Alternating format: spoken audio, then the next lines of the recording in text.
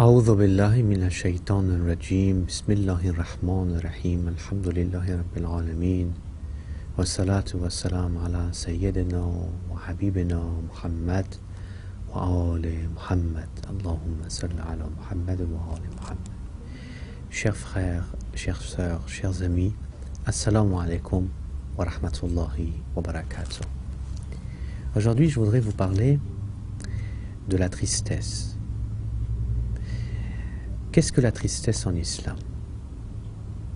Est-ce que la tristesse est positive ou négative? Est-ce que la tristesse n'est pas un problème tel que la dépression, tel que la colère? Comme aujourd'hui je voudrais en parler d'une manière très brève, j'aimerais simplement donner des points qui sont des points dont on peut méditer et même étudier et rechercher pour mieux comprendre ce domaine. Huzn, la tristesse, est en fait quelque chose de positif si elle devient divine, si elle est dans le cadre de la spiritualité, qui va nous permettre à nous connecter au divin, aux saints, aux prophètes. Et c'est grâce à ceci que nous ressentons comme un lavage spirituel, une purification spirituelle, un contact et une communication très forte. Mais la tristesse également peut devenir négative.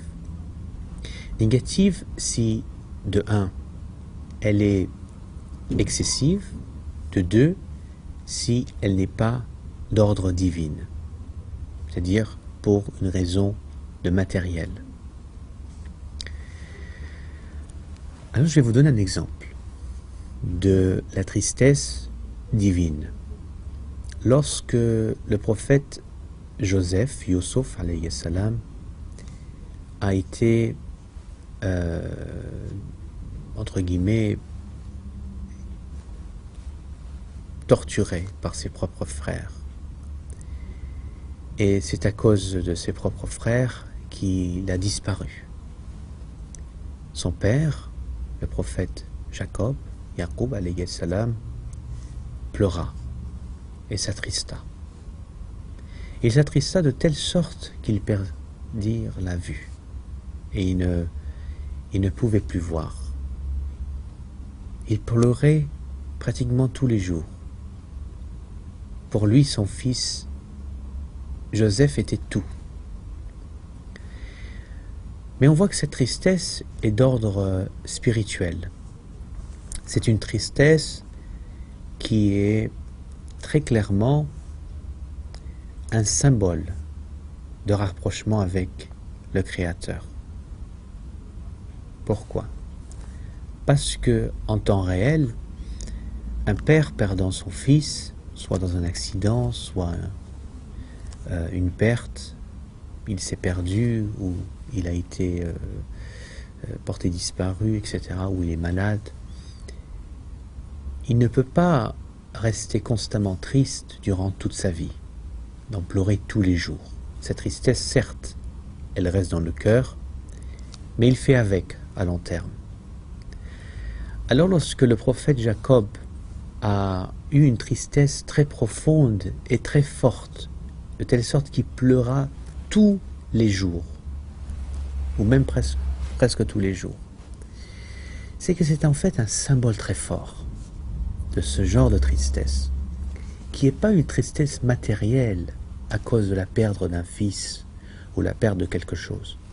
C'est un symbole prouvant que le prophète d'Allah ou un saint d'Allah, un waliullah, doit être constamment dans notre cœur. Et s'il leur arrive quoi que ce soit, on doit être absolument triste. On doit être triste, pas parce que nous sommes dans un état où on est incapable de pouvoir faire quelque chose pour garder le message ou garder cet être vivant dans nos cœurs. Non. Nous faisons ça, c'est parce que nous savons que c'est une purification pour notre âme. Ça nous aide à communiquer avec notre Créateur. C'est peut-être un peu flou, la façon que j'ai dit ça, mais je peux vous le dire d'une manière un peu plus différente avec un autre exemple. Par exemple, lorsque vous aimez une personne très fortement, d'une manière absolument, on peut dire un amour par excellence, que vous ne pouvez absolument pas vivre sans cette personne. Ça peut être un membre de la famille, un cher aimé ou un être aimé, que ce soit une épouse pour un homme ou un époux pour une femme, un enfant, ou quelqu'un qu'on lui doit tout. Alors s'il lui arrive quoi que ce soit, vous allez développer une tristesse très profonde. Et vous allez même en pleurer. Et c'est quelque chose de naturel. Et c'est ces pleurs qui vont rapprocher votre cœur envers cette personne. Regardez un autre exemple, très concret. Vous devez faire un voyage. Par exemple, pour un certain temps, dans un endroit où peut-être vous n'avez pas choisi. Il est très naturel que durant les séparations, il y a une tristesse, voire même des pleurs, parce qu'il y a eu une séparation. Et c'est le moment où on revient de ce voyage qu'on voit que l'amour est encore beaucoup plus intense. Parce que, à travers cette tristesse, c'est comme si le cœur s'est encore raffiné, encore plus, est devenu encore plus intense envers l'amour qu'on a avec l'être qu'on a eu une séparation. Donc, ce genre de tristesse, on parle de tristesse divine, c'est pour se rapprocher d'Allah. C'est que notre cœur va être directement lié avec la personne dont on devient triste. On en pleure rien qu'en pensant aux difficultés que la personne avait. Par exemple, nous pensons à ce qui s'est passé avec le noble prophète sallallahu alayhi wa sallam. Lorsque le noble prophète a été torturé et martyrisé par des gens qui ont vécu autour de lui. Et rien qu'en pensant de ce qui s'est passé, il est naturel pour nous de pleurer et de penser au prophète Mohammed sallallahu alayhi wa sallam. Et c'est cette connexion que nous avons avec le noble prophète, par les pleurs, que nous allons nous sentir encore plus proches de lui. La même chose s'applique pour l'imam Ali alayhi salam, avec ce que Ibn Muljam, la'natullah alayhi, a fait de l'imam Ali alayhi salam, ou l'imam Hassan alayhi salam, et l'imam Hussein alayhi salam, et tous nos imams qui ont été du sang et de la lignée du noble prophète. C'est ces moments-là que notre cœur se rapproche.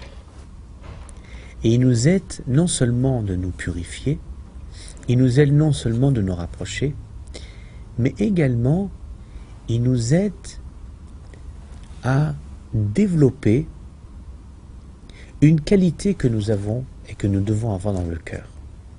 C'est d'avoir une sensibilité et une conscientisation, de devenir conscient et de se détacher des faux espoirs, du matérialisme. Parce que le cœur peut s'endurcir avec le matériel, avec l'amour qu'on peut s'attacher avec des choses qui ne valent rien de la vie. D'ailleurs, les amours, qu'on peut dire entre guillemets, entre femmes et hommes, qu'on souvent est traduit par ishq avec un ayn, c'est une connotation très négative. C'est même pas recommandé en islam. Le coup de foudre, les amours temporaires, baser toute l'existence par la présence ou par l'amour, entre guillemets, d'une femme qui se brise momentanément et dont le monde se brise devant ses yeux, c'est quelque chose qui est d'ordre diabolique, inacceptable, loin des traditions prophétiques, loin des traditions des imams. Aucun texte sacré approuve le fait qu'une personne agisse de telle manière, de s'attrister pour des choses temporaires de la vie. Il faut qu'un amour soit un amour saint, un amour basé sur la foi, basé sur l'amour pur et un amour qui est contrôlé pour des choses qui valent la peine. Et l'amour d'une épouse est quelque chose de pur et de saint. Parce que c'est grâce à cet amour et cette affection qu'on peut avoir et développer qui va permettre ensuite à la famille et au foyer familial de se développer. Les enfants vont naître et grandir dans un foyer plein d'affection et plein d'amour. Et c'est cette affection qui permet à la société à vivre d'une manière spirituelle, tranquille, paisible, sans violence, sans problème. Allah subhanahu wa ta'ala est connu sous le nom d'Al-Wadoud, l'amour par excellence. Et c'est cet amour qu'on doit pouvoir développer. Mais lorsqu'on parle de ishq ou de cette soi-disant amour au coup de foudre, que souvent il est considéré par certains partis ou certains niveaux de la société, il est clair que ça pousse l'être humain à être en perdition, être complètement dans un état second, loin des réalités de la société. Ni la valeur de la femme est mise à son niveau, ni la valeur de l'homme est digne pour que les deux vivent dans une illusion temporaire. Alors, en revenant dans cette tristesse divine, on peut dire que pleurer ou s'attrister pour faire plaisir à Allah, pour se rapprocher d'Allah, parce que nous aimons sincèrement suivre un modèle par excellence, tel que le prophète Mohammed sallallahu alayhi wa sallam, ou Amir al-Mu'minin alayhi salam, l'imam Ali, qui peut ne pas être triste lorsque on se rappelle ou on étudie et on voit comment il a souffert durant sa vie.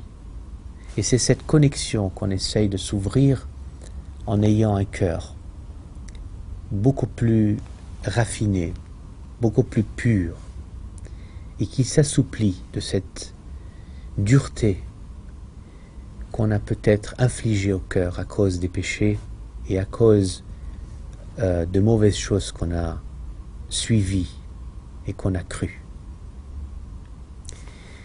Mais la deuxième type de tristesse qui est de connotation négative, c'est la tristesse, donc comme j'ai dit, matérielle. Alors on peut dire que cette tristesse, en général, elle est basée, selon les hadiths, elle est basée par un désir qu'on n'a pas pu atteindre.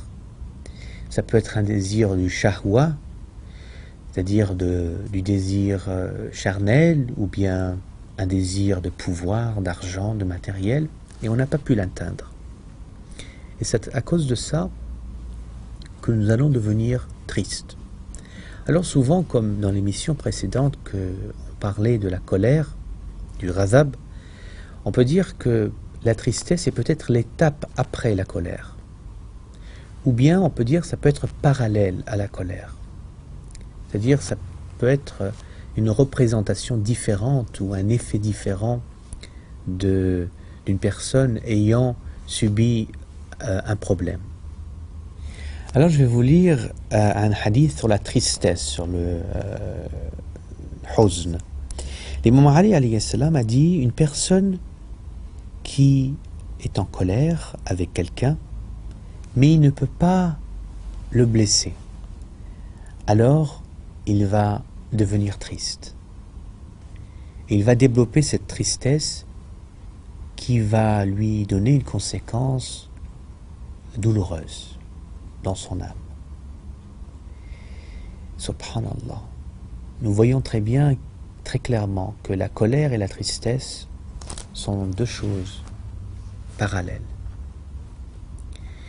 Et cette tristesse est même un danger très grave, car il ronge toutes les bonnes actions et il ronge l'âme comme des termites qui rongeraient le bois, qui peut être irréparable en développant des problèmes tels que la dépression nerveuse, comme des problèmes peut-être de sadisme et d'autres problèmes psychologiques à long terme. Ce qui va arriver, c'est que à un moment, une personne qui est triste et qui garde une tristesse qui n'est pas divine, qui n'est pas spirituelle, il va développer une espèce de renfermement sur lui-même.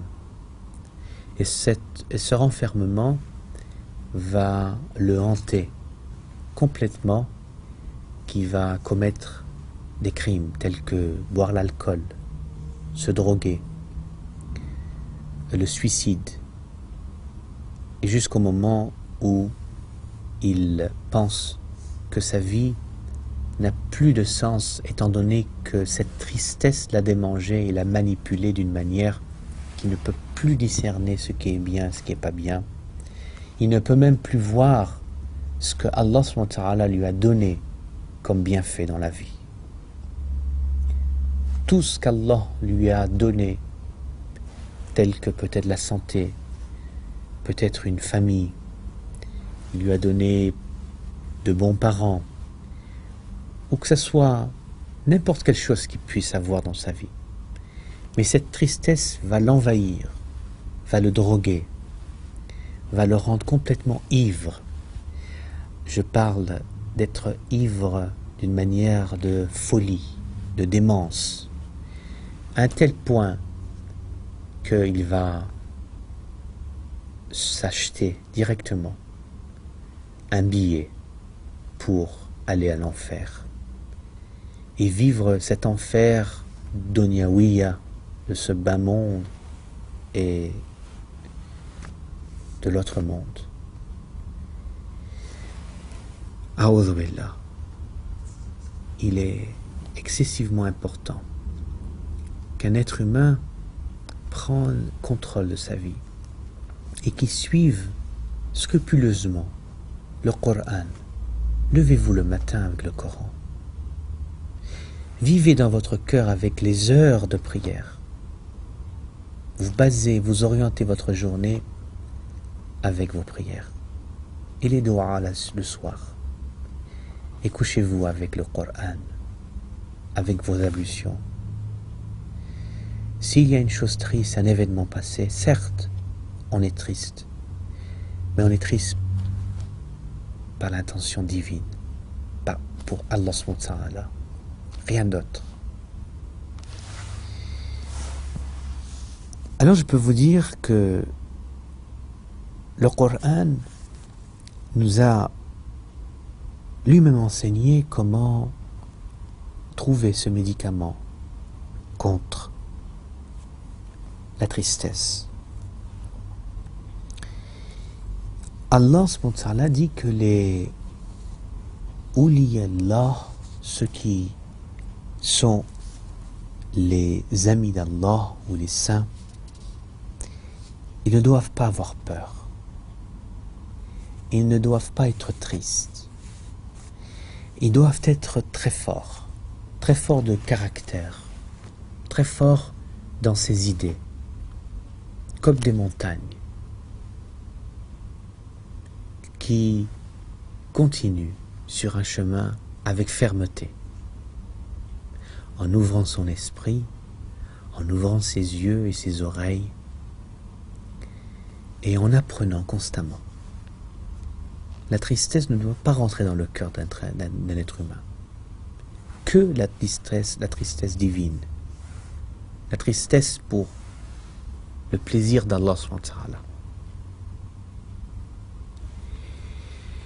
Le saint prophète, le prophète Mohammed sallallahu alayhi wa sallam, a dit: